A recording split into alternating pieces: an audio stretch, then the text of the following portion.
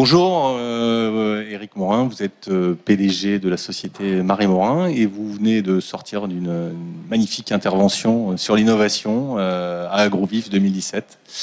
On va parler innovation ensemble et pour commencer, j'aimerais un peu que vous expliquiez à tous les gourmands le métier de Marie Morin pour ceux qui ne connaîtraient pas encore à leur grand tort. Bonjour. Alors, Marie Morin, c'est une société créée en 1992. Nous sommes fabricants de desserts haut de gamme, notamment de mousse au chocolat et dernièrement de Kouign-Amann. Nous avons 50 collaborateurs avec nous. Nous faisons 16 millions de chiffre d'affaires. Et nous essayons de sortir en général 2-3 innovations par an, donc calées sur mars et octobre. D'accord. Et donc, vous disiez dessert premium, personnellement je suis fan. Et votre circuit de distribution privilégié, vous pouvez nous parler de quelques enseignes avec qui vous travaillez?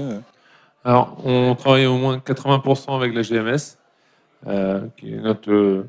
avec tout le monde, hein. On n'a pas Leclerc, Intermarché, etc.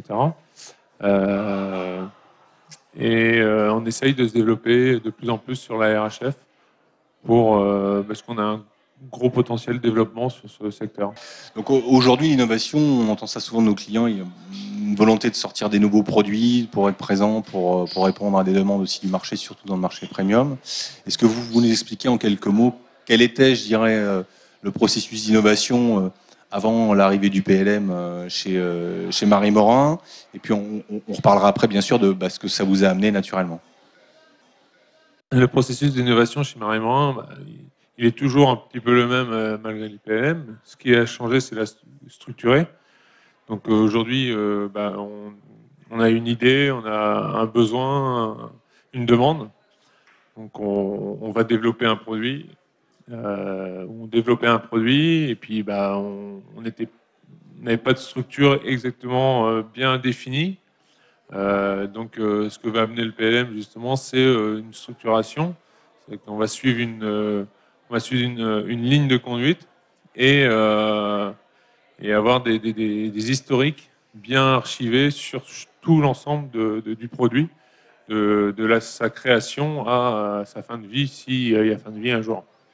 D'accord. Donc en fait, d'après ce que vous me disiez, c'est un processus qui touche à plusieurs services, puisque vous pouvez bien sûr avoir des initiatives ou des remontées des commerciaux du terrain, l'idée du marketing. Je crois que c'est vous qui êtes une partie de la R&D, hein, c'est vous qui créez les recettes, si j'ai bien compris. Voilà.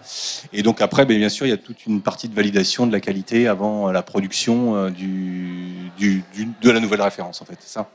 Oui, tout à fait. Donc l'idée, après, elle vient des commerciaux, elle vient de nous, elle vient du marketing, elle vient aussi des clients, des fois qui nous donnent des idées. Ça nous arrive. On a une bonne entente avec la GMS aussi ou avec des distributeurs. Et du coup, je vais développer le produit qui va se faire valider par la qualité. Alors d'abord, il va se faire valider en interne par rapport à une dégustation interne, parce qu'on déguste les produits en interne et non pas par des avis consommateurs.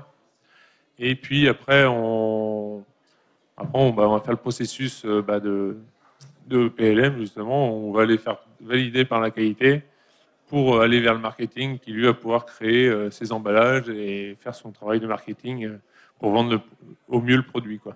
D'accord.